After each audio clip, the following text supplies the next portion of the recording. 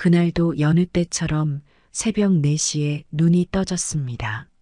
시골에서는 해가 뜨기 전에 일어나는 게 몸에 배어 있어서 서울 와서도 그 습관이 바뀌질 않았습니다. 손주 녀석 학예회도 보고 싶고 아들 얼굴도 보고 싶어서 새벽부터 마음이 설렜습니다. 짐을 꾸리면서도 손주 녀석 먹일 곶감이며 밤이며 이것저것 한가득 챙겼습니다. 아침 일찍 동네 이장님 차를 얻어 타고 터미널로 갔습니다. 고속버스 터미널에 도착했을 때는 아침 8시가 조금 넘었던 것 같습니다. 이제 수유역까지만 가면 되는데 지하철을 타고 가야 한다는 게 걱정이었습니다. 시골에서는 버스만 타고 다녀서 지하철은 늘 어렵게 느껴졌거든요. 영무원 아저씨한테 물어물어 지하철을 탔는데 계단을 오르내리는 게 여간 힘든 게 아니었습니다. 무릎도 아프고 숨도 차고 해서 엘리베이터를 찾아 헤매느라 시간이 꽤 걸렸습니다. 그래도 아들 생각하면서 힘을 내서 한 걸음 한 걸음 걸었습니다. 수유역에 도착하니 벌써 점심시간이 다 되어 갔습니다. 오랜만에 서울 와서 그런지 화장실이 급해졌습니다. 가방을 의자에 놓고 화장실에 다녀오려는데 그게 이런 일이 될 줄은 몰랐습니다. 겨우 5분 정도 자리를 비웠는데 돌아와 보니 가방이 온데간데 없이 사라져 버렸습니다. 그 가방 안에는 제 지갑과 핸드폰이 모두 들어 있었습니다. 지하철 교통카드도 비상금으로 챙겨온 현금도 아들 연락처가 적힌 수첩도 모두 그 가방 안에 있었습니다. 손주 먹이려고 챙겨온 곶감이며 밤도 다 그 가방 안에 있었는데 생각하니 더 서글퍼졌습니다. 당황한 마음에 영무원을 찾아가 사정을 설명했습니다. 아저씨, 제가 잠깐 화장실 다녀온 사이에 가방을 잃어버렸어요. 어르신, CCTV를 확인해 보겠습니다만 시간이 좀 걸릴 것 같습니다. 그럼 전 어떡하죠? 아들 집에도 가야 하는데. 혹시 아드님 연락처는 기억하시나요? 머리가 하얘졌습니다. 평소에는 늘 수첩에 적어두고 보던 전화번호라 외우지를 않았던 거예요. 다행히 아들 집 주소는 머릿속에 또렷이 남아 있었습니다. 강북구 수유동. 버스를 타고 가면 될 것 같았지만 교통카드도 없고 현금도 없으니 난감하기 그지없었습니다. 영무원 아저씨께 물어보니 걸어가면 꽤 오래 걸린다고 했습니다. 그래도 다른 방법이 없으니 길을 물어물어 걸어가기로 했습니다. 1월의 찬바람은 뺨을 애듯 차가웠습니다. 발걸음을 옮길 때마다 무릎이 시큰거렸지만 아들 얼굴 보면 이런 고생쯤이야 웃으며 넘길 수 있을 거라 생각했습니다. 중간에 두어 번 길을 잃어 헤매기도 했지만 지나가는 사람들이 친절하게 길을 알려주었습니다. 다리는 점점 무거워졌고 허리는 아파왔지만 한 걸음 한 걸음 아들 집을 향해 걸었습니다. 그렇게 2시간 반을 걸어 아들 아파트에 도착했을 때는 이미 해가 서쪽으로 기울고 있었습니다. 다리가 후들거려서 잠시 아파트 입구 벤치에 앉아 숨을 고르고 있는데 경비 아저씨가 다가왔습니다. 할머니, 누구 찾아오셨어요? 아, 네. 제 아들 집에 가려고 하는데. 친절한 경비 아저씨가 아들 집을 물어보더니 인터폰을 걸어주셨습니다. 이제 곧 아들을 만날 수 있다는 생각에 그동안의 고생이 눈 녹듯 사라질 것만 같았습니다. 하지만 제 기대와 달리 인터폰 너머로 들려온 며느리의 목소리는 차가웠습니다. 아니, 갑자기 이렇게 오시면 어떡해요? 연락도 없이. 그게, 민희야. 내가 수유역에서 가방을 잃어버려서. 무슨 가방을 잃어버리셨다고요? 지갑하고 핸드폰이 다 든 가방을. 어머님, 요즘 노인네들 사기치는 것도 많다면서요? 어떻게 믿어요? 가슴이 철렁 내려앉았습니다. 한겨울 찬바람을 맞으며 2시간을 걸어왔는데 제 며느리의 입에서 이런 말이 나올 줄은 꿈에도 생각 못했습니다. 내가 너희 덕수 어미가 맞다니까. 경비 아저씨한테 물어봐도 돼. 아들이 퇴근할 때까지 기다리세요. 전 지금 나갈 일이 있어서요. 말이 채 끝나기도 전에 인터폰이 뚝 끊겼습니다. 추위에 떨며 아파트 현관 앞에서 서성이는데 지나가는 주민들의 눈길이 따갑게 느껴졌습니다. 경비 아저씨가 안쓰러운 마음에 의자라도 가져다 주셨습니다. 할머니, 추운데 경비실에서 좀 쉬고 계시지 그러세요. 하지만 아들이 올까봐 자리를 뜰 수가 없었습니다. 시간이 갈수록 다리는 후들거리고 허리는 아파왔지만 아들만 오면 이 모든 게 해결될 거라 믿었습니다. 밖에서 기다린 시간이 벌써 5시간이 넘어가고 있었습니다. 주머니에 있던 손수건으로 계속 눈물을 훔치면서도 아들만 오면 다 괜찮아질 거라는 믿음으로 버텼습니다. 저녁 9시가 되자 경비 아저씨가 또 다가오셨습니다. 할머니, 이러다 감기 걸리시겠어요. 아드님한테 제가 전화라도 한번 해볼까요? 그때였습니다. 그러지 마세요. 수상한 사람이에요. 며느리가 경비실로 나와 말했습니다. 아까도 말씀드렸지만 요즘 사기치는 노인들 많잖아요. 신원도 확인 안 된 분을. 말끝을 흐리며 며느리는 저를 의심스러운 눈으로 바라보았습니다. 밤 11시가 넘어서야 아들이 술에 취해 비틀거리며 돌아왔습니다. 여보, 이 노인분이 아까부터 계속 시어머니라고 하면서 며느리가 먼저 아들에게 달려가 말했습니다. 누구세요? 술에 취해 제대로 서 있지도 못하는 아들의 눈동자는 초점이 흐려져 있었습니다. 덕수야, 엄마야, 엄마. 여보, 이 시간에 경찰 부르면 동네 망신이에요. 수상한 노인이 자꾸 들어가겠다고 하면 경비실에 신고해야죠. 며느리가 아들의 팔을 잡아 끌며 말했습니다. 맞아. 경비실에 연락해야. 아들은 제 모습을 제대로 보지도 못한 채 며느리의 부축을 받으며 안으로 들어가 버렸습니다. 75년을 살아오면서 이렇게 가슴 아픈 밤이 또 있었을까요? 결국 저는 그날 밤 찬 길거리로 쫓겨나고 말았습니다. 머릿속이 하얘졌습니다. 이제 어디로 가야 할지, 무엇을 해야 할지 아무것도 생각나지 않았습니다. 새벽의 서울거리는 더욱 춥게 느껴졌습니다. 주차장 한켠에 쪼그려 앉아 한참을 울었습니다.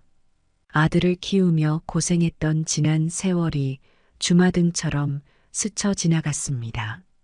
덕수가 학교 다닐 때 군고구마 장사하면서 끼니를 거르던 날들, 남편 없이 홀로 키우느라 허리가 휘도록 일했던 시간들, 그 모든 것이 물거품이 된 것만 같았습니다.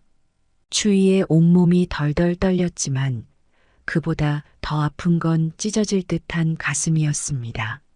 시계를 보니 이제 자정이 훌쩍 넘었습니다. 이 나이에 이렇게 거리에 버려질 줄은 꿈에도 생각 못했습니다. 멍하니 거리를 걷다가 저 멀리 불이 환하게 켜진 분식집이 눈에 들어왔습니다. 따뜻한 불빛이 제 발걸음을 이끌었습니다. 불빛을 따라 들어간 분식집은 늦은 시간임에도 문이 열려 있었습니다. 어머, 할머니, 이 추운 날 웬일이세요? 40대 초반쯤 되어 보이는 여주인이 놀란 얼굴로 저를 맞이했습니다. 저 잠깐만 앉아있다 가면 안 될까요?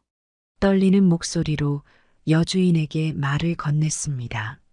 이렇게 추운 날 어디 가실 때라도 있으세요? 고개를 가로저었습니다. 주인 아주머니는 저를 구석자리로 안내하더니 따뜻한 누룽지 백숙을 한 그릇 내왔습니다. 할머니, 일단 이거라도 드세요. 제가 오늘 손님들 드시고 남은 걸로 끓여놨어요. 허기진 배 때문인지 따뜻한 마음씨 때문인지 눈물이 왈칵 쏟아졌습니다. 왜 이러세요? 무슨 일 있으신 거예요? 민주라고 자신을 소개한 분식집 주인은 제 곁에 앉아 이야기를 들어주었습니다. 수유역에서 가방을 잃어버린 일부터 며느리에게 쫓겨난 일까지 모든 걸 털어놓았습니다. 어머나 그런 일이 있었다니. 민주 씨는 제 손을 꼭 잡아주었습니다. 할머니, 오늘은 우리 가게 위층에서 주무세요. 마침 원룸이 하나 비어 있거든요. 그렇게 저는 그날 밤 따뜻한 잠자리를 얻게 되었습니다. 다음 날 아침 일찍 일어나 나가려는데 민주 씨가 말렸습니다. 할머니, 어디 가실 때라도 있으세요? 또다시 눈물이 흘렀습니다. 그럼 우리 가게에서 일하면서 지내시는 건 어떠세요?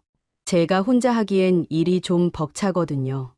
민주 씨의 제안에 처음엔 망설여졌습니다. 하지만 갈 곳도 없고 돈도 없는 처지에 이보다 더 감사한 제안이 있을까 싶었습니다. 그렇게 저는 분식집에서 일을 시작했습니다. 처음에는 그릇 닦기와 설거지만 했습니다. 하지만 시골에서 평생 살림하며 음식을 해온 덕분에 금세 요리도 배웠습니다. 특히 제가 만든 김치와 동그랑땡은 손님들 사이에서 소문이 나기 시작했습니다. 이모님, 오늘도 동그랑땡 있어요? 할머니가 담그신 김치 정말 맛있어요. 손님들의 칭찬을 들을 때마다 가슴 한켠이 따뜻해졌습니다. 민주 씨는 제게 월급도 꼬박꼬박 주었습니다. 처음엔 받기 미안했지만 민주 씨가 워낙 고집을 부려 받아들였습니다. 할머니, 이건 당연히 받으셔야죠. 손님들이 할머니 음식 먹으러 일부러 찾아오시는데. 그렇게 한 달, 두 달이 지났습니다. 분식집 위층 원룸은 어느새 제 보금자리가 되어 있었습니다. 작은 화분도 몇 개 사다 놓고 시장에서 산 작은 이불도 펴놓으니 그럴듯한 집이 되었습니다.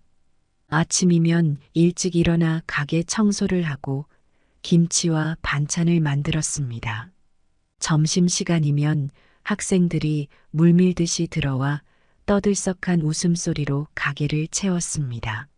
저녁이면 퇴근하는 직장인들이 하나둘 찾아와 술 한 잔과 함께 고단한 하루를 위로받았습니다. 민주 씨는 제게 늘 미안한 마음이었는지 더 잘해주려 애썼습니다. 할머니, 내일은 좀 쉬세요. 제가 할 수 있어요. 하지만 일을 하는 게 오히려 저에겐 위로가 되었습니다. 일하는 시간만큼은 아들 생각, 며느리 생각이 덜 났거든요. 밤늦게까지 일하고 원룸으로 올라와 누우면 그제야 서러움이 몰려왔습니다. 창밖에 달을 보며 덕수를 생각하면 가슴 한켠이 아려왔지만 이제는 예전처럼 눈물이 쏟아지진 않았습니다. 그 대신 하루하루 새로운 일들을 배우며 바쁘게 지냈습니다. 민주 씨는 제게 스마트폰 사용법도 가르쳐 주었습니다. 할머니, 이제 카톡도 하실 수 있죠? 제가 못 올 때는 카톡으로 연락드릴게요. 세상 물정 모르던 시골 할매가 이제는 카톡으로 손님 주문도 받고 배달 음식도 시킬 줄 알게 되었습니다. 분식집은 점점 더 손님이 늘어났고 저는 그곳에서 새로운 삶을 시작했습니다. 아들 집 근처이긴 했지만 이상하게도 더 이상 두렵지 않았습니다. 제 힘으로 살아가는 법을 배웠기 때문일까요? 그렇게 시간이 흘러 어느덧 3개월이 지났습니다. 그날도 평소처럼 분주한 점심시간이 한창이었습니다. 저는 주방에서 오므라이스를 만들고 있었고 민주 씨는 홀에서 주문을 받고 있었습니다. 할머니, 오므라이스 하나 더요. 민주 씨의 외침에 고개를 들었을 때였습니다. 주방 창구 너머로 익숙한 뒷모습이 보였습니다. 심장이 멎는 것 같았습니다. 덕수였습니다. 검은색 양복을 입고 노트북 가방을 옆에 둔 채 혼자 식사를 하고 있었습니다. 손에 들고 있던 프라이팬이 덜그럭 소리를 냈습니다. 할머니, 괜찮으세요? 민주 씨가 걱정스레 물었습니다. 고개만 끄덕였습니다. 다리가 후들거려 잠시 주방 구석에 있는 의자에 앉았습니다. 저기 혹시 아드님 맞으세요? 민주 씨가 조심스레 물었습니다. 또다시 고개를 끄덕였습니다. 제가 나가서 이야기해 볼까요? 고개를 가로저었습니다. 아니에요. 내가 할게요. 떨리는 손으로 앞치마를 매만지고 다시 일어났습니다. 그동안 수없이 상상했던 순간이었지만 막상 마주하니 어떻게 해야 할지 막막했습니다. 민주 씨. 오므라이스 제가 만들게요. 덕수가 주문한 게 오므라이스라는 게 다행이었습니다. 예전에 덕수가 제일 좋아하던 메뉴였거든요. 달걀을 풀어 프라이팬에 붓고 밥을 넣어 볶았습니다. 케첩으로 맛을 내고 달걀로 감싸는 순간까지 마치 옛날 덕수의 도시락을 싸던 것처럼 정성을 다했습니다. 그리고 케첩으로 글씨를 썼습니다. 덕수야. 떨리는 마음으로 오므라이스를 들고 홀로 나갔습니다. 손님, 오므라이스 나왔습니다. 덕수는 노트북을 보느라 고개를 들지 않았습니다. 아, 네. 그러다 오므라이스 위에 쓰인 글씨를 보는 순간 덕수의 얼굴이 하얗게 변했습니다. 어머니? 저는 아무 말도 하지 못하고 그저 덕수를 바라보았습니다. 어머니, 정말 어머니 맞으세요? 덕수의 목소리가 떨렸습니다. 어머니는 시골에 계신다고 아내가 그러더니 덕수의 눈에서 눈물이 흘렀습니다. 그날 밤에 정말 어머니가 오셨던 거예요? 고개를 끄덕였습니다. 그런데 왜 여기서? 덕수의 말이 채 끝나기도 전에 민주 씨가 다가왔습니다. 그날 밤에 할머니가 우리 가게에 오셨어요. 추운 겨울밤에 갈 곳이 없다고 하셔서. 덕수의 얼굴이 점점 굳어갔습니다. 아내는 어머니가 시골로 돌아가셨다고 했는데 덕수는 자리에서 벌떡 일어났습니다. 어머니, 죄송합니다. 제가 그러더니 갑자기 무릎을 꿇었습니다. 일어나요. 여기서 그러면 안 돼요. 아니에요. 전 이럴 자격도 없어요. 그날 밤에 어머니를 제가 어떻게... 덕수의 어깨가 흐느낌으로 떨렸습니다. 주변 손님들이 우리를 쳐다보고 있었지만 아무도 수군거리지 않았습니다. 모두가 숨죽이고 이 순간을 지켜보는 것 같았습니다. 일단 들어가서 이야기해요. 민주 씨가 우리를 안쪽 방으로 안내했습니다. 덕수는 그제야 자리에서 일어났습니다. 방으로 들어가는 내내 덕수의 어깨는 계속 떨렸습니다. 그날 덕수는 모든 것을 알게 되었습니다. 제가 수유역에서 가방을 잃어버린 일부터 며느리가 저를 의심하고 내쫓은 일, 그리고 그날 밤 술에 취해 자신이 어머니를 알아보지 못했던 일까지 덕수의 눈에서는 멈추지 않고 눈물이 흘렀습니다. 집으로 돌아온 덕수의 발걸음은 무거웠습니다. 현관문을 열고 들어서자 며느리가 TV를 보고 있었습니다. 여보, 당신 어머니가 그동안 어디 계셨는지 알아? 어머님이요? 시골에 계시잖아요. 왜요? 시골이라고? 당신이 그날 밤에 어머니를 쫓아냈다면서? 우리 어머니를 한겨울 밤에... 무슨 소리예요? 내가 언제 어머님을 쫓아냈다고 그래요? 어머님이 그런 말씀을 하셨어요? 방금 어머니 뵙고 왔어. 분식집에서 일하고 계시더라고. 우리 집 근처 분식집에서. 뭐라고요? 아니, 그럼 내가 거짓말했다는 거예요? 어머님이 거짓말하시는 거라고요. 당신도 그날 밤 있었잖아요. 수상한 노인이라고 내가 그랬을 때 당신도 동의했잖아요. 난 그날 취해서 제대로 보지도 못했어. 근데 당신은 어머니인 걸 알면서도 아니, 이게 무슨 소리예요? 그날 누가 먼저 누구세요? 라고 물어봤어요. 당신이잖아요. 술에 취해서 기억도 못하면서 이제 와서 나한테 책임을 전가해요. 당신 어머님이 거짓말하시는 거라고요. 그날 경비 아저씨도 수상하다고 했잖아요. 경비 아저씨는 당신이 그렇게 말하라고 했겠지. 어머니가 거짓말할 분이 아니야. 당신이 그동안 어머니를 얼마나 못 살게 굴었는데 아, 정말 어이가 없네요. 그럼 내가 왜 어머님을 쫓아냈겠어요? 이유가 있었겠죠? 당신은 늘 이래요. 무조건 어머님 편만 들고 내 말은 하나도 안 믿고 당신이 그날 술에 취해서 기억도 못하는 걸 가지고 나한테 책임을 묻겠다는 거예요?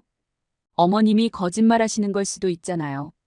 요즘 노인분들 치매도 오시고 입 닥쳐. 우리 어머니 얘기를 함부로 하지 마.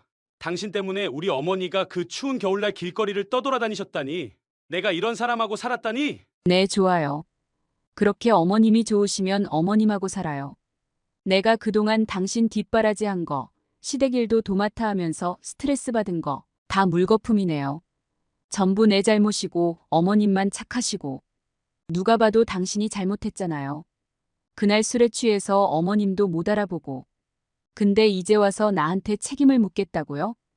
당신 정말 뻔뻔하다. 우리 어머니가 그동안 분식집에서 남의 가게 설거지하면서 내가 이걸 어떻게 용서해? 설거지요? 아니, 그럼 어머님이 거기서 왜 일하세요? 시골 가셨다면서요? 분명 무슨 꿍꿍이가 있으시단 말이에요. 당신 어머님이 돈이 필요하셔서 거기서 일부러 그러시는 거 아니에요? 당신 입에서 어떻게 그런 말이? 더는 못 참겠어. 당장 이혼하자. 이런 사람하고는 더는 못 살겠어. 아니, 이게 무슨. 당신이 술 마시고 기억도 못하는 걸 가지고 이혼을 하자고요? 당신이 얼마나 많이 술을 마셨는지 그날 기억나요? 내가 얼마나 힘들었는지 알아요? 매일 술에 취해 들어와서. 그만해. 더는 당신 변명 듣기 싫어. 우리 어머니를 그렇게 만든 사람하고는 이제 끝이야. 덕수는 방으로 들어가 짐을 싸기 시작했습니다. 그날 밤 아파트는 두 사람의 고성이 멈추지 않았습니다. 다음 날 아침 식탁에는 무거운 침묵이 감돌았습니다. 여보, 어제 우리가 너무 흥분했던 것 같아요. 이제 차분히 얘기 좀 해볼까요? 그래, 얘기해보자. 당신이 우리 어머니를 내쫓은 이유부터 말해봐. 대체 왜 그런 짓을 한 거야? 아직도 그 말을 해요? 내가 몇 번을 말해요? 그날 당신도 있었고 경비 아저씨도 계셨잖아요. 다들 수상하다고 했었잖아요. 그리고 요새 노인분들 4층에서 사기치는 일도 많고 해서 내가 조심스러웠던 거예요. 조심스러워서 한겨울에 밖으로 내쫓았다고? 전화 한 통이라도 해보지 그랬어? 당신 진짜 양심이 있는 거야? 어제 봤어. 어머니가 그동안 얼마나 고생하셨는지. 당신도 참. 어머님 고생하신 거 알면서 왜 연락도 없이 갑자기 오셨냐고 물어보시는 건 안 해요? 나도 당황스러웠다고요. 그리고 당신 그날 술에 취해서 제대로 못 봤잖아요. 내가 술 취했던 게 당신 잘못을 덮어주는 이유가 돼? 당신은 멀쩡했잖아. 우리 어머니를 알아보고도 그렇게 했다며? 난 정말 당신이 이런 사람인 줄 몰랐어. 그러면 당신은요? 매일 술에 취해서 들어오면서 내가 얼마나 힘들었는지는 생각도 안 하고 어머님 일도 그렇고 내 입장도 한번 생각해 보라고요. 입장? 무슨 입장? 시어머니를 길거리로 내쫓은 사람의 입장을 내가 왜 생각해야 돼? 당신, 우리 어머니한테 그동안 못되게 굴었다면서? 어머니가 다 말씀하시더라. 아, 정말. 그럼 당신은 어머님 말씀만 듣고 내 말은 하나도 안 들어보겠다는 거예요? 그동안 내가 시댁 일에 얼마나 신경 썼는지. 이런 다툼은 며칠째 계속되었습니다. 여보, 이제 그만 화해하죠. 내가 잘못한 것도 있으니까. 잘못한 것도 있다고? 당신은 아직도 모르는 거야? 우리 어머니가 그동안 분식집에서 얼마나 고생하셨는지. 내가 이런 여자랑은 더 이상 못 살겠어. 그렇게 나가겠다고 하시면서 왜 아직도 여기 있어요? 나도 이제 지쳤어요. 당신은 내 말은 하나도 안 들으면서. 내가 나가야지. 당신같이 악독한 며느리 둔 우리 어머니한테 가서 살아야지. 이혼하자. 네. 이혼이요? 당신 미쳤어요? 그날 일 때문에 이혼까지 하겠다는 거예요? 그날 일뿐이야? 당신이 우리 어머니를 얼마나 못 살게 굴었는지 이제 다 알아. 당신같이 악심든 여자랑은 더 이상 못 살아. 당신 정말 이혼하자는 거예요? 그동안 내가 당신 뒷바라지를 왜 했는지 참. 뒷바라지? 우리 어머니를 그렇게 만든 사람이 할 말이야 그게? 내일 당장 이혼 서류 가지고 올 거야. 여보, 제발 우리 다시 한번 생각해 보면 안 될까요? 나도 잘못했어요. 그날 좀 더 신중했어야 했는데. 이제 와서 그게 무슨 소용이야? 우리 어머니 가슴에 대못 박은 걸 어떻게 해? 내일 이혼 서류 보자. 변호사랑도 상담했어. 당신이 진짜 이럴 거예요? 그래, 이혼하자고요. 당신같이 이기적인 남자랑은 나도 더는 못 살겠어요. 결국 일주일 후 덕수는 이혼 서류를 들고 나타났습니다. 여기 이혼 합의서야. 당신이 잘못한 거 인정하고 서명해. 뭐라고요? 내가 왜 잘못했다고 인정해야 하는데요? 당신도 그날 있었잖아요. 계속 그 말만 할 거야? 우리 어머니를 길거리로 내쫓은 건 당신이야. 내 어머니를 그렇게 만든 사람하고는 너는 못 살아. 그래요, 이혼하죠. 나도 이제 지쳤어요. 덕수는 이혼 서류를 탁자 위에 내려놓았습니다. 그렇게 두 사람의 10년 결혼 생활은 막을 내리게 되었습니다. 분식집은 점점 더 손님이 늘어났습니다. 옛날 도시락을 재현한 메뉴들은 금세 입소문이 났습니다. 군고구마 장사할 때 쓰던 비법을 살려 만든 간식거리들도 인기를 얻었습니다. 주방에서 일하다 보면 가끔 옛날 생각이 났습니다. 덕수 도시락 싸던 일, 군고구마 장사하며 끼니 걱정하던 일. 하지만 이제는 그런 기억들이 더 이상 아프지 않았습니다. 그 시절의 맛을 기억하는 손님들이 찾아와 감사하다고 할 때면 가슴 한켠이 따뜻해졌습니다. 민주는 제게 더할 나위 없는 친구이자 동반자가 되었습니다. 덕수도 주말마다 빠지지 않고 찾아왔습니다. 이제는 제법 솜씨 좋은 요리사가 되어 바쁠 때면 혼자서도 주방을 이끌어갈 수 있게 되었습니다. 처음에는 민주가 덕수를 가르치는 것으로 시작했습니다. 된장찌개 끓이는 법, 김치찌개 맛내는 법, 야채 손질하는 법까지. 민주는 덕수를 가르치면서도 한 번도 짜증을 내지 않았고 덕수는 열심히 배우려 했습니다. 시간이 지날수록 두 사람은 더욱 가까워졌습니다. 주방에서 서로 어깨를 부딪히면 멋쩍게 웃고 맛을 보여주겠다며 숟가락을 권하는 모습이 새롭게 보였습니다. 덕수가 실수로 그릇을 깼을 때도 민주는 괜찮다며 웃어넘기고 민주가 바빠할 때면 덕수가 먼저 나서서 도왔습니다. 어느 날은 둘이 장을 보러 갔다가 늦게 돌아왔는데 장보기와는 전혀 관계없는 이야기로 웃고 있었습니다. 그렇게 1년의 시간이 흘렀습니다. 덕수는 이제 완전히 달라져 있었습니다. 술도 끊었고 예전의 우울한 표정도 사라졌습니다. 민주 역시 전과 달라졌습니다. 아침마다 화장을 하고 나오더니 머리도 예쁘게 염색을 했습니다. 어느 날 저녁 가게 문을 닫은 후 둘은 제 앞에 나란히 앉았습니다.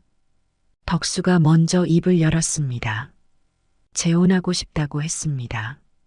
민주와 서로 사랑하게 되었다고, 이제는 새로운 시작을 하고 싶다고 했습니다. 눈물이 났습니다.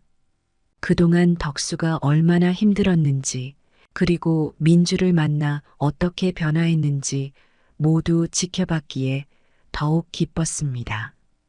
게다가 민주는 덕수의 과거도 저의 존재도 모두 이해하고 받아들여 주었습니다.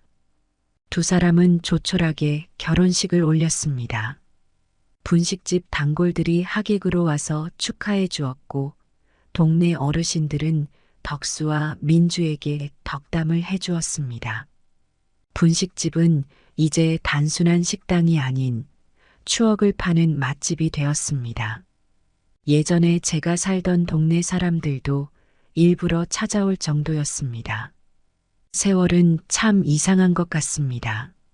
며느리에게 쫓겨나던 그날 밤의 아픔이 이렇게 큰 축복으로 바뀔 줄은 몰랐습니다. 덕수는 이제 행복한 남편이자 자상한 아들이 되었고 민주는 며느리 이상의 딸이 되어 주었습니다. 매일 아침이 기다려집니다.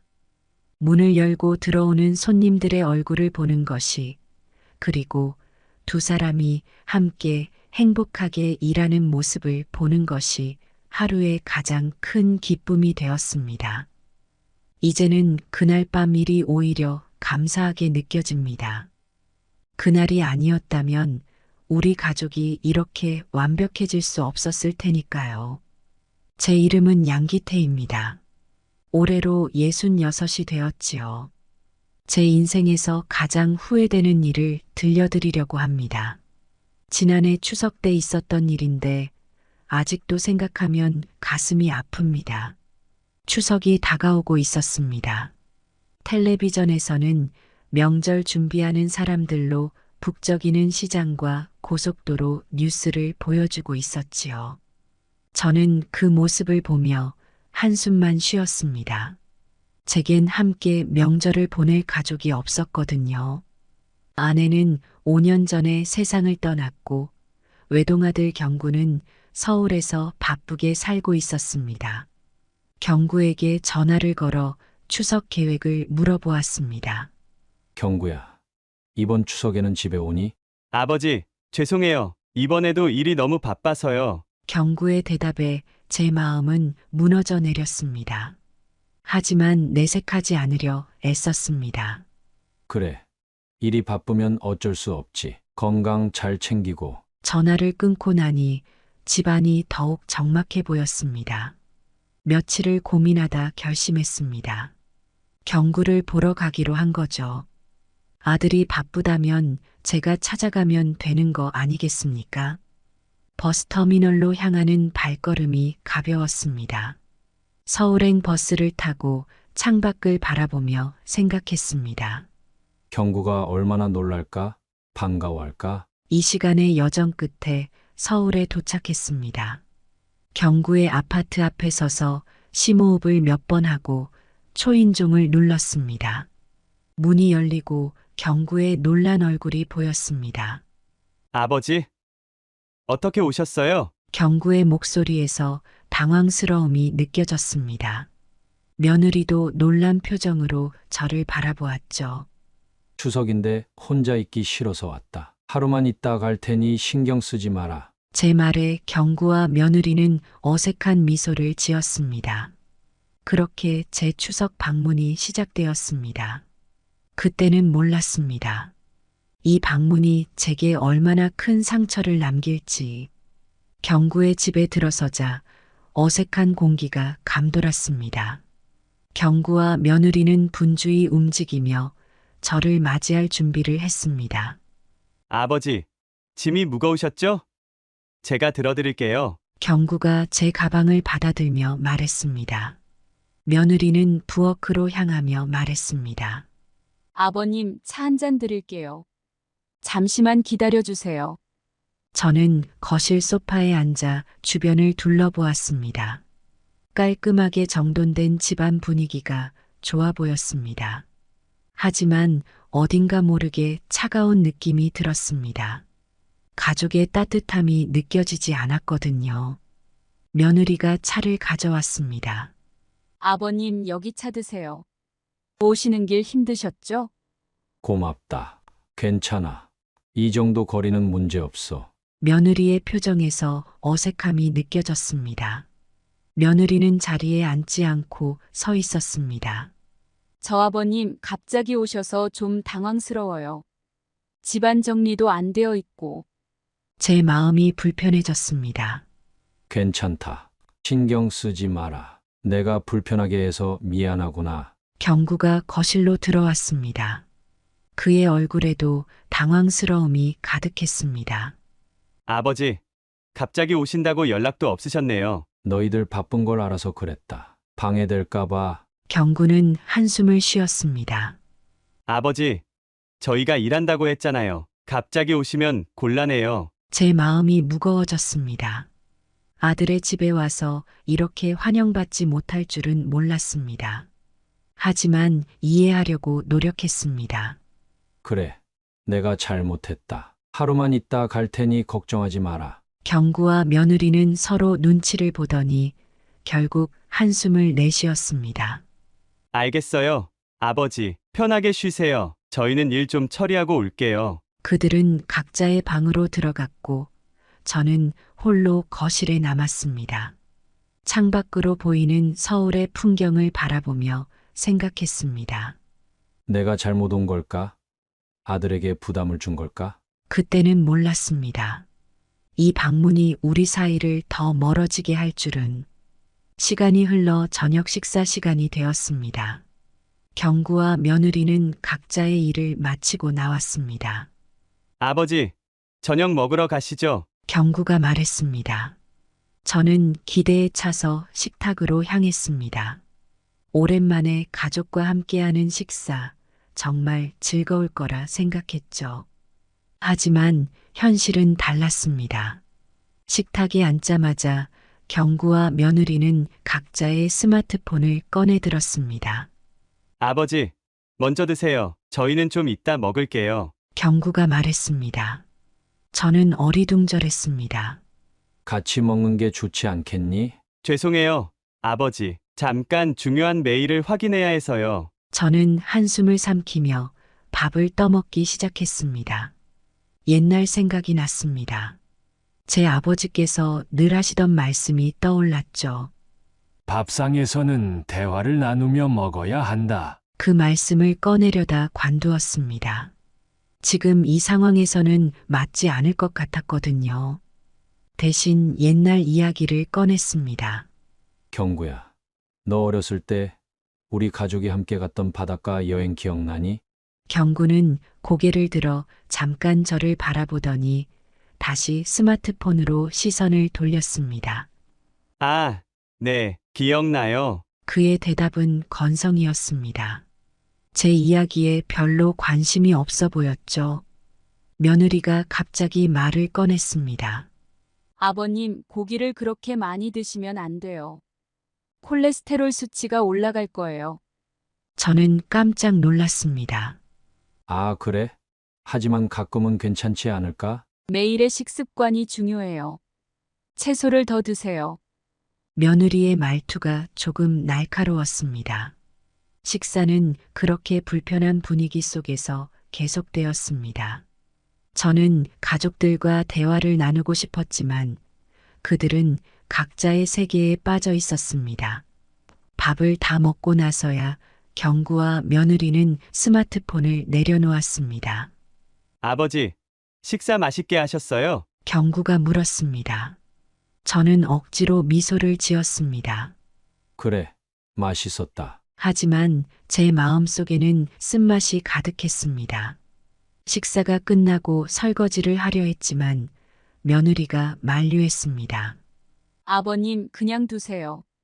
식기세척기에 넣을 거예요. 저는 할 일을 잃어버린 것 같은 기분이 들었습니다. 그래도 내가 좀 도와야지. 괜찮아요. 쉬세요. 며느리의 말에는 단호함이 묻어 있었습니다. 거실로 돌아와 텔레비전을 보려 했지만 경구가 말했습니다. 아버지, 저희는 이제 각자 일할 게 있어서요. 편하게 쉬세요. 그렇게 말하고 경구와 며느리는 각자의 방으로 들어갔습니다. 저는 또다시 혼자 남겨졌습니다. 텔레비전을 보며 생각했습니다. 내가 여기 왜 왔을까? 집에 있는 게 나았을까? 그때 처음으로 이 방문이 실수였다는 생각이 들었습니다. 하지만 이미 늦었죠. 이제 이 불편한 상황을 어떻게든 견뎌내야 했습니다. 식사가 끝나고 잠자리에 들 시간이 되었습니다. 경구가 저를 좁은 서재로 안내했습니다. 아버지, 여기서 주무세요. 침대는 없지만 요는 깔아뒀어요. 방을 둘러보니 책상과 책장이 가득한 좁은 공간이었습니다. 바닥에는 얇은 요가 깔려 있었죠. 여기서 자라고?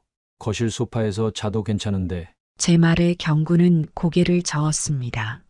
아니에요. 아버지, 여기가 더 편하실 거예요. 거실에서 주무시면 불편하실 거예요. 경구의 말에 저는 할 수 없이 고개를 끄덕였습니다.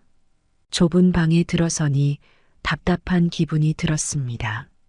책장 사이로 간신히 누울 자리가 있었죠. 괜찮다. 하루 자고 가는 거니까. 제 말에 경구는 안도의 표정을 지었습니다. 아버지, 필요한 거 있으시면 말씀해 주세요. 저희는 이만 자러 갈게요. 경구가 말했습니다. 저는 고개를 끄덕였습니다. 그래, 잘 자거라. 경구가 나가고 문이 닫히자 방은 더욱 좁아 보였습니다. 요 위에 누워 천장을 바라보았습니다. 집 냄새, 아들 냄새가 나는 줄 알았는데 그저 먼지 냄새만 났습니다. 한숨이 절로 나왔습니다. 내가 왜 여기 왔을까? 후회가 밀려왔지만 이미 늦었습니다. 잠을 청하려 했지만 쉽지 않았습니다. 딱딱한 바닥, 낯선 공간, 그리고 마음속 불편함이 잠을 방해했습니다. 한참을 뒤척이다 깜빡 잠이 들었는데 갑자기 화장실이 가고 싶어졌습니다. 조심스럽게 일어나 문을 열었습니다. 어두운 거실을 더듬어 화장실로 향했습니다. 그때였습니다. 발이 무언가에 걸려 넘어질 뻔했습니다. 균형을 잡으려다 옆에 있던 장식장을 건드렸고 그 위에 있던 꽃병이 떨어져 깨지고 말았습니다. 쨍그랑 요란한 소리와 함께 집안이 밝아졌습니다. 경구와 며느리가 놀라 뛰쳐나왔습니다. 무슨 일이에요? 경구가 걱정스러운 눈으로 물었습니다. 미안하다. 화장실에 가려다 그만 꽃병을 깨뜨렸구나. 제 말에 며느리의 얼굴이 굳어졌습니다. 아버님 조심하셨어야죠. 그 꽃병은 제가 아끼던 거예요. 며느리의 목소리에 원망이 묻어 있었습니다. 경구가 얼른 나서서 상황을 수습했습니다. 괜찮아요. 아버지, 사고는 누구나 날 수 있어요. 제가 치울 테니 걱정 마세요. 하지만 며느리의 표정은 여전히 좋지 않았습니다. 저는 그 자리에 얼어붙은 채 서 있었습니다. 미안하다는 말을 몇 번이나 했는지 모릅니다. 경구가 깨진 꽃병을 치우는 동안 저는 화장실도 가지 못한 채 방으로 돌아왔습니다. 방에 돌아와 누웠지만 잠은 오지 않았습니다. 방금 전 일이 계속 머릿속을 맴돌았습니다. 내가 없었다면 이런 일도 없었을 텐데. 자책감이 밀려왔습니다. 밤새 뒤척이다 겨우 눈을 감았는데 이른 아침이 되었습니다. 눈을 떠보니 몸이 천근만근이었습니다. 피로가 온몸을 감싸고 있었죠. 방을 나섰는데 거실에는 아무도 없었습니다. 조용히 주변을 살폈는데 어젯밤 꽃병이 깨진 자리에는 아무것도 없었습니다. 마치 아무 일도 없었다는 듯이 말이죠. 저는 부엌으로 향했습니다. 아들 가족을 위해 제가 할 수 있는 일을 하고 싶었거든요. 된장국을 끓여볼까? 예전에 경구가 좋아하던 된장국이 떠올랐습니다. 부엌에 들어서니 냄비와 재료들을 찾기가 힘들었습니다. 모든 것이 낯설었죠. 하지만 포기하지 않고 이것저것 뒤적여 겨우 재료를 찾아냈습니다. 정성껏 된장국을 끓이고 있을 때 며느리가 부엌으로 들어왔습니다. 아버님 뭐 하세요? 며느리의 목소리에 놀라 뒤를 돌아보았습니다. 아, 된장국을 좀 끓이고 있어. 된장국이요? 며느리의 표정이 굳어졌습니다.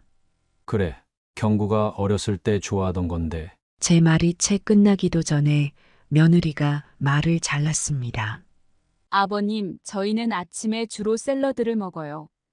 그런 거 안 먹어요. 제 마음이 무너져 내렸습니다.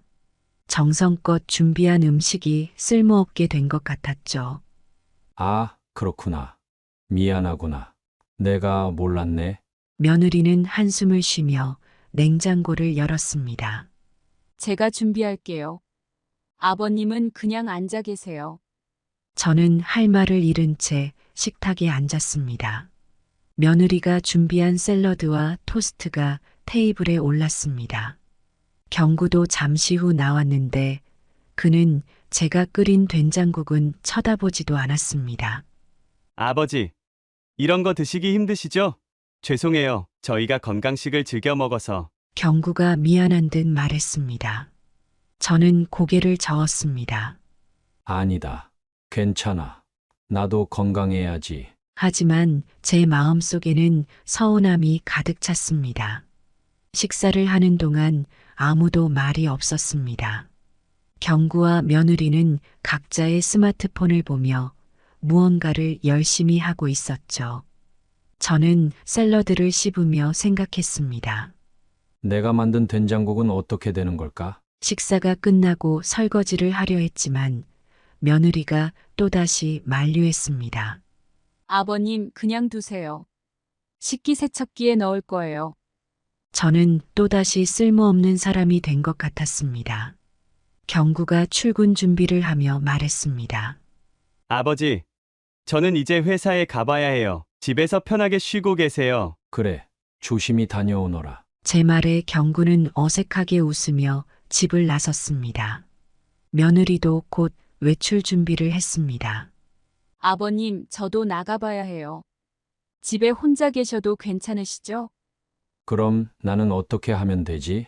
제 질문에 며느리는 잠시 당황한 듯 했습니다. 아, 네. TV도 보시고 책도 읽으시면 돼요. 냉장고에 간식도 있으니 드세요. 그렇게 저는 또다시 혼자 남겨졌습니다. 넓은 집 안에 홀로 앉아 있으니 더욱 외로움이 밀려왔습니다. TV를 켰지만 재미가 없었고 책장의 책들은 너무 어려워 보였습니다. 결국 소파에 앉아 창밖을 바라보며 시간을 보냈습니다. 서울의 바쁜 거리를 보며 생각했습니다. 나는 이 바쁜 세상에 어울리지 않는 걸까? 점심시간이 되어 냉장고를 열어보았지만 뭘 먹어야 할지 몰랐습니다. 모든 것이 낯설고 어려워 보였죠. 결국 아침에 먹다 남은 샐러드로 끼니를 때웠습니다. 오후가 되어서야 경구가 돌아왔습니다. 아버지, 하루 어떠셨어요? 그래. 괜찮았다. 거짓말이었습니다. 하루 종일 외롭고 불편했지만 그 말을 할 수 없었습니다. 경구는 피곤한 듯 소파에 앉았습니다. 저는 대화를 시도했습니다. 경구야. 회사 일은 어떠니? 괜찮아요. 아버지, 그냥 평소와 다름없어요. 경구의 대답은 짧았고 더 이상의 대화는 이어지지 않았습니다. 잠시 후 며느리도 돌아왔습니다. 며느리는 곧바로 주방으로 향했습니다. 저녁 준비할게요. 저는 도움을 주고 싶어 주방으로 따라갔습니다. 내가 뭐 도와줄 일 없니? 며느리는 잠시 머뭇거리더니 대답했습니다. 괜찮아요, 아버님. 제가 할게요. 하지만 저는 물러서지 않았습니다. 아니야. 내가 좀 도와줄게. 채소 같은 거 씻는 건 내가 할 수 있어. 며느리는 난처한 표정을 지었습니다. 아버님, 저희 채소는 특별한 방법으로 세척해야 해요. 농약 때문에. 저는 당황했습니다. 농약? 내가 평생 먹어온 채소인데 뭐가 문제라도 있나? 그때 경구가 주방으로 들어왔습니다. 무슨 일이에요? 며느리가 상황을 설명했고 경구는 한숨을 쉬었습니다. 아버지, 요즘은 건강에 더 신경 써야 해요. 채소 세척도 중요하고 음식도 가능한 건강식으로. 저는 점점 불편해졌습니다. 나는 내 방식대로 살아왔어. 지금까지 아무 문제 없었는데 경구가 조심스럽게 말을 이었습니다. 아버지, 검진은 정기적으로 받으세요. 요즘은 건강관리가 정말 중요해요. 저는 더 이상 참을 수 없었습니다. 그만해. 내 건강은 내가 알아서 할게. 너희가 상관할 바 아니야. 제 목소리가 높아졌습니다.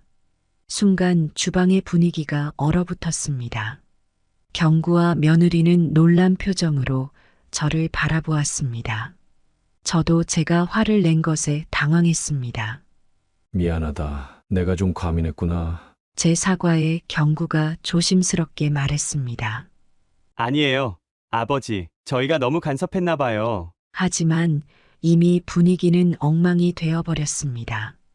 저녁 식사는 어색한 침묵 속에서 진행되었습니다. 숟가락 부딪히는 소리만 간간히 들릴 뿐 아무도 말을 하지 않았습니다. 식사가 끝나자마자 저는 자리에서 일어났습니다. 경구야, 나 이제 가볼게. 경구와 며느리의 얼굴에 놀란 기색이 역력했습니다. 벌써요? 아버지, 하루 더 계시다 가세요. 경구가 만류했지만 제 마음은 이미 정해졌습니다. 이곳에 더 있을수록 서로에게 상처만 줄 것 같았습니다. 아니다. 집에 가봐야겠어. 단호하게 말하고 방으로 들어가 짐을 챙기기 시작했습니다. 옷장을 열어 옷을 꺼내 가방에 넣으면서 이번 방문을 되새겼습니다. 가방에 옷을 넣으며 중얼거렸습니다. 괜히 왔어. 오지 말걸. 한숨이 절로 나왔습니다.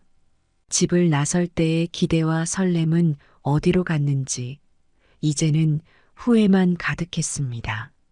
짐을 다 챙기고 방을 나서니 경구와 며느리가 거실에 서 있었습니다. 그들의 표정에서 미안함과 당혹스러움이 읽혔습니다. 저 역시 마음이 편치 않았습니다. 아버지, 내일 아침 일찍 가셔도 되잖아요. 경구가 다시 한번 말했지만 저는 고개를 저었습니다. 더 이상 이 어색한 상황을 견딜 자신이 없었습니다. 너희 생활에 방해될 것 같아. 난 그냥 갈게. 현관으로 향하며 신발을 신었습니다. 이 집에 제자리는 없다는 것을 뼈저리게 느꼈습니다. 경구가 따라 나왔습니다. 그럼 제가 버스 타는 곳까지 바래다 드릴게요. 됐다. 나 혼자 갈 수 있어. 아들의 호의를 거절하는 제 마음도 아팠지만 지금은 혼자 있고 싶었습니다. 현관문을 열고 밖으로 나왔습니다. 저녁 공기가 쌀쌀했습니다. 옷깃을 여미며 깊은 숨을 들이마셨습니다.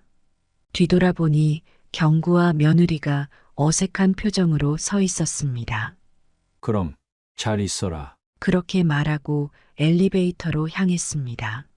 문이 닫히는 순간 아들의 미안해하는 눈빛이 가슴에 박혔습니다. 아파트를 나와 버스 정류장으로 걸어갔습니다. 머릿속은 복잡했습니다. 왜 이렇게 됐을까? 내가 뭘 잘못한 걸까? 아니면 세상이 너무 빨리 변한 걸까? 답을 찾기 힘든 질문들이 꼬리에 꼬리를 물고 이어졌습니다. 버스를 기다리며 하늘을 올려다봤습니다.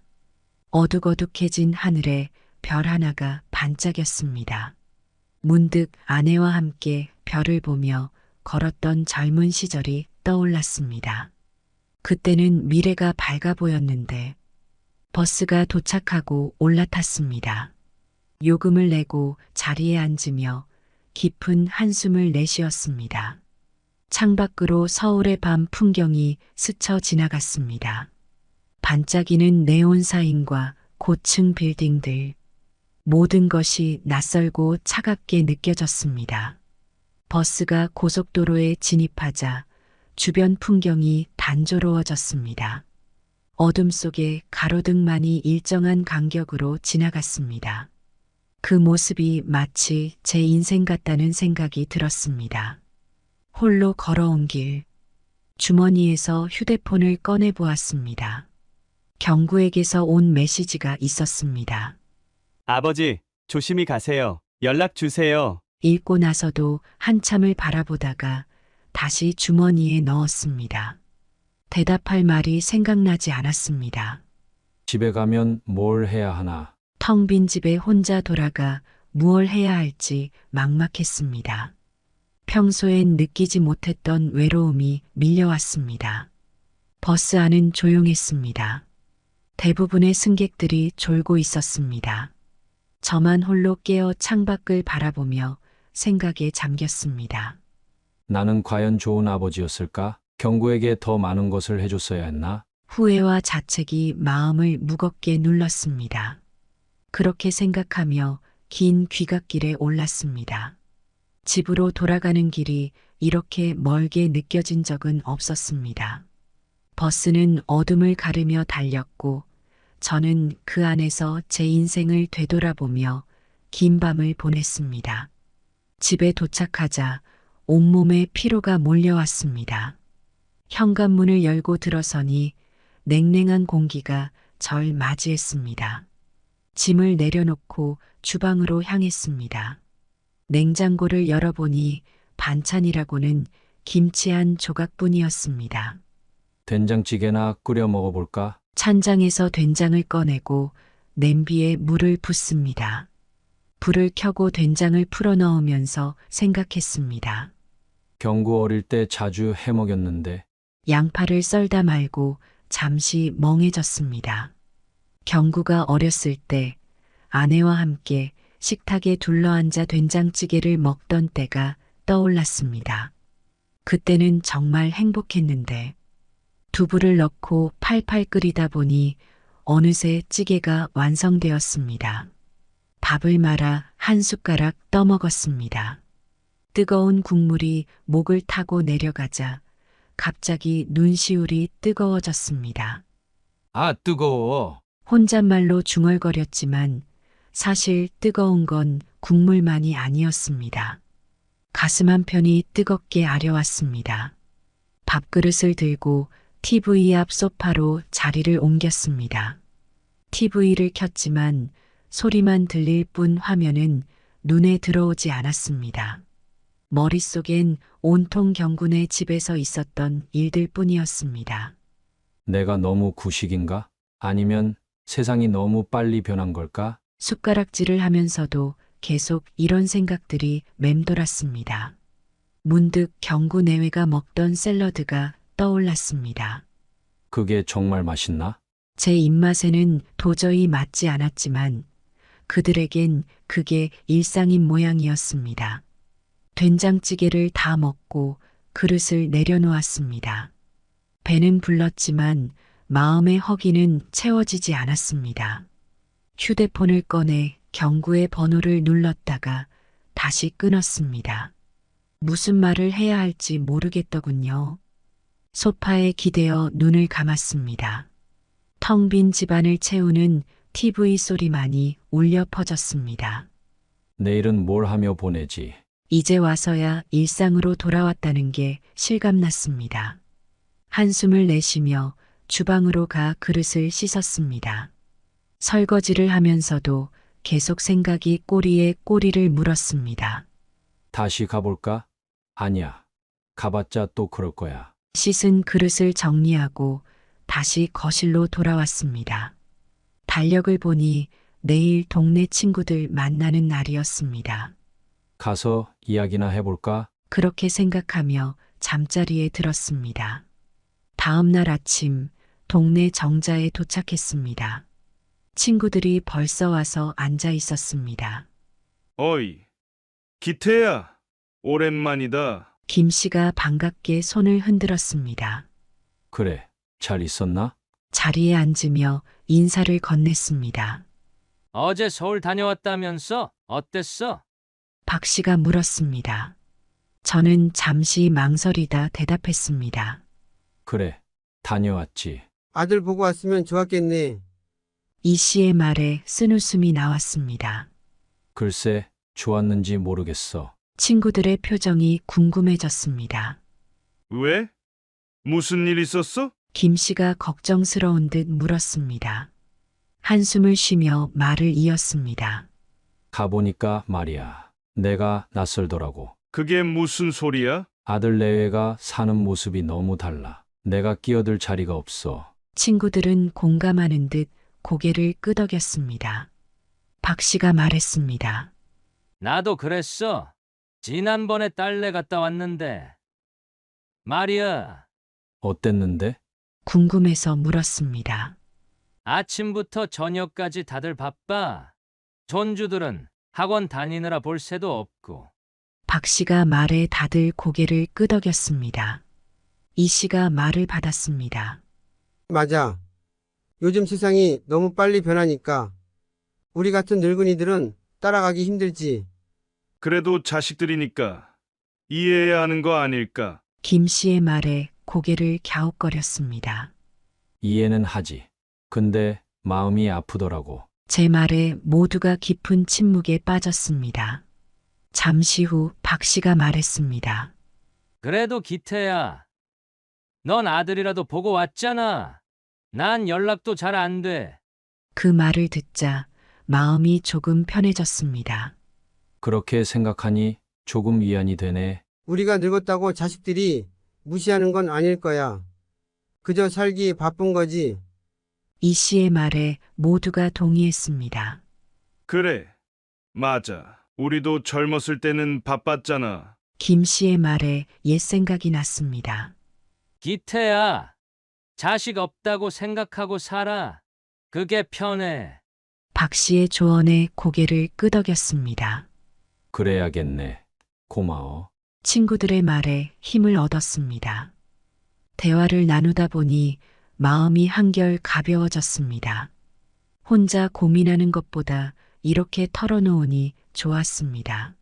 자, 이제 바둑 한 판 둘까? 김 씨의 제안에 모두가 환하게 웃었습니다. 바둑을 두며 이야기를 나누다 보니 시간 가는 줄 몰랐습니다. 해가 저물 무렵 집으로 돌아가는 길, 친구들과의 대화 덕분에 마음의 짐을 조금은 내려놓을 수 있었습니다. 앞으로 어떻게 해야 할지 조금은 방향이 잡힌 것 같았습니다. 집에 돌아와 저녁 식사를 하고 있을 때였습니다. 갑자기 휴대폰이 울렸습니다. 화면을 보니 경구였습니다.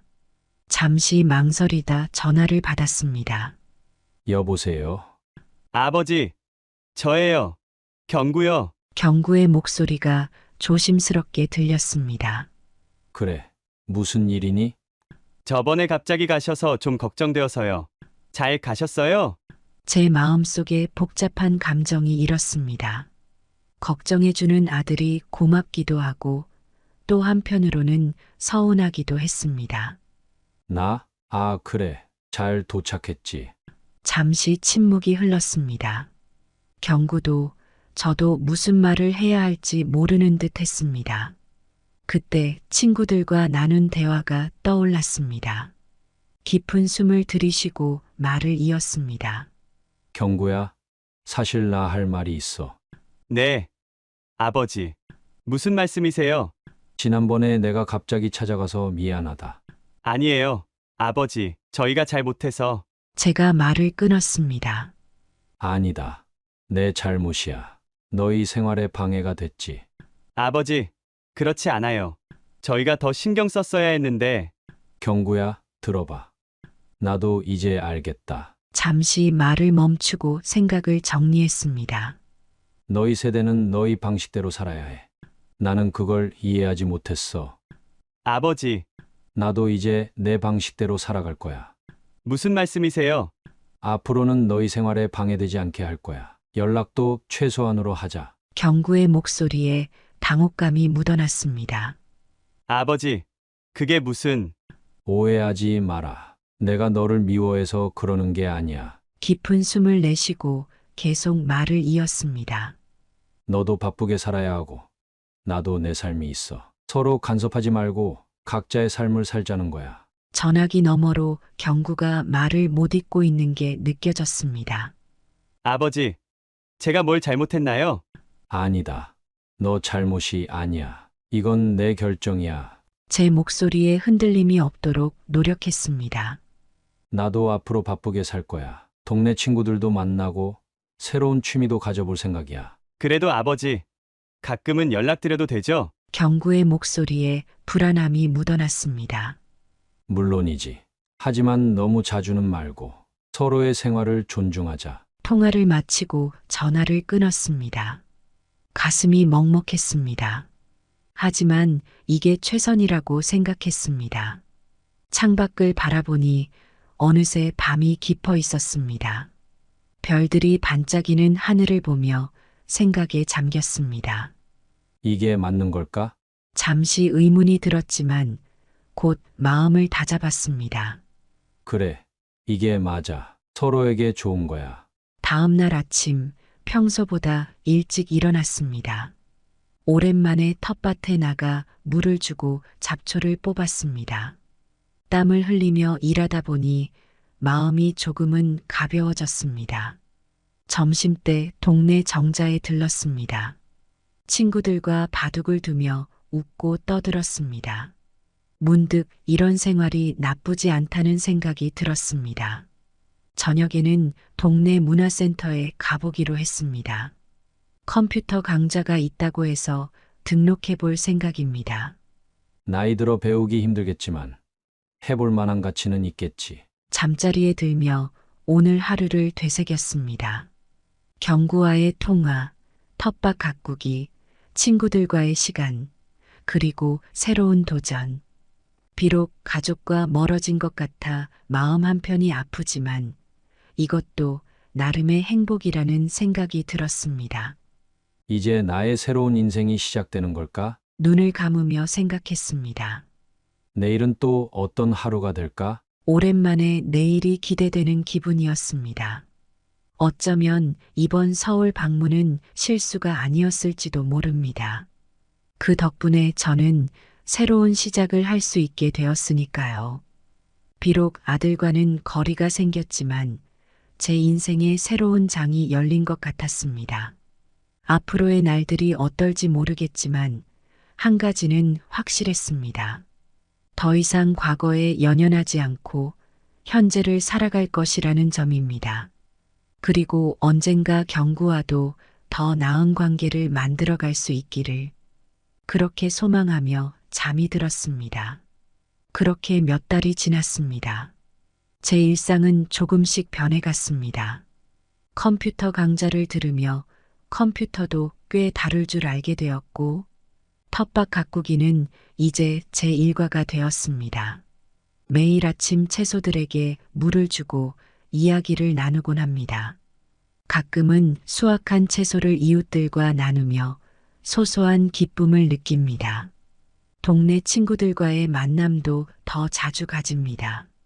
바둑 두는 실력이 늘어 이제는 가끔 이기기도 합니다. 웃고 떠들며 시간을 보내다 보면 마음이 한결 가벼워집니다. 경구와는 한 달에 한 번 정도 통화를 합니다. 서로의 근황을 간단히 묻고 답하는 정도지만 그래도 예전보다는 편안한 대화가 오갑니다. 어느 날 경구에게서 문자 메시지가 왔습니다. 아버지, 다음 주에 잠깐 뵈러 갈게요. 가슴이 두근거렸습니다. 기대와 걱정이 교차했지만 담담하게 답장을 보냈습니다. 그래, 오너라. 경구가 오기로 한 날 아침부터 분주히 움직였습니다. 텃밭에서 직접 기른 채소로 간단한 반찬을 만들었습니다. 된장찌개도 끓였습니다. 경구가 도착했을 때 저는 평소와 다름없이 그를 맞이했습니다. 왔니? 먼 길 오느라 고생했다. 경구는 어색한 미소를 지으며 들어왔습니다. 식탁에 앉아 제가 준비한 음식을 먹으며 이야기를 나눴습니다. 서로의 생활에 대해 조금씩 알아갔습니다.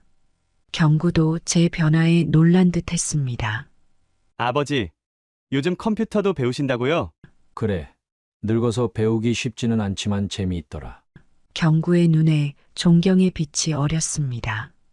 헤어질 때 경구가 말했습니다. 아버지, 다음에 또 올게요. 제 마음에 따뜻함이 번졌습니다. 경구가 떠난 후 소파에 앉아 생각에 잠겼습니다. 서로 거리를 두니 오히려 마음이 가까워진 것 같았습니다. 모든 일에는 때가 있는 법이지. 창밖으로 노을이 지고 있었습니다. 문득 아내 생각이 났습니다. 여보, 나 잘하고 있지? 우리 아들 잘 크지 않았소? 미소 지으며 눈을 감았습니다. 이제는 후회 없이 현재를 살아갈 수 있을 것 같았습니다. 그리고 앞으로 경구와의 관계도 조금씩 나아질 거라는 희망이 생겼습니다. 인생은 참 묘한 거야. 끝났다고 생각할 때가 새로운 시작일 수도 있지. 그렇게 생각하며 내일의 텃밭 가꾸기를 계획했습니다. 이제 제 인생의 새로운 장이 시작되었습니다. 아침이 밝았습니다. 새소리에 눈을 떴습니다. 창문을 열자 상쾌한 공기가 방 안으로 들어옵니다. 오늘도 어김없이 텃밭으로 향합니다. 발걸음이 가벼워졌습니다. 예전에는 무거운 마음으로 하루를 시작했는데 이제는 기대감으로 가득합니다. 텃밭에 도착하니 채소들이 반갑게 저를 맞이합니다. 상추, 토마토, 가지 모두 쑥쑥 자라는 모습을 보며 미소 짓습니다. 물을 주고 잡초를 뽑으며 생각합니다. 이 채소들처럼 나도 조금씩 자라고 있구나. 이제는 압니다. 인생은 끝날 때까지 새롭게 시작할 수 있다는 것을. 나이는 그저 숫자에 불과하다는 말이 이제야 이해됩니다. 잠시 휴식을 취하며 하늘을 올려다봅니다. 푸른 하늘에 뭉게구름이 떠가는 모습이 평화롭습니다. 문득 경구 생각이 납니다. 다음에 오면 이 채소로 반찬을 해줘야겠다. 오늘도 저는 제 인생의 정원사입니다. 채소를 가꾸듯 제 삶도 정성껏 가꿉니다. 새싹을 틔우고 꽃을 피우며 열매를 맺는 과정을 즐깁니다. 때로는 힘들고 지치기도 하지만 그 과정 자체가 의미 있다는 걸 알게 되었습니다. 텃밭 일을 마치고 집으로 돌아오는 길, 이웃들과 인사를 나눕니다. 예전에는 외로움을 느꼈는데 이제는 동네 전체가 제 가족 같습니다. 집에 도착해 씻고 난 후 컴퓨터 앞에 앉습니다. 오늘 배울 새로운 기능에 대해 생각하니 설렘이 듭니다. 배움에는 끝이 없다는 말을 실감합니다. 저녁이 되어 잠자리에 들며 오늘 하루를 되새깁니다. 감사한 마음이 가득합니다. 내일은 또 어떤 새로운 경험이 기다리고 있을까 기대하며 눈을 감습니다. 이것이 바로 제 삶의 의미입니다. 매일 조금씩 성장하고 새로운 것을 배우며 주변과 소통하는 것. 인생의 황혼기가 아닌 새로운 시작임을 느낍니다.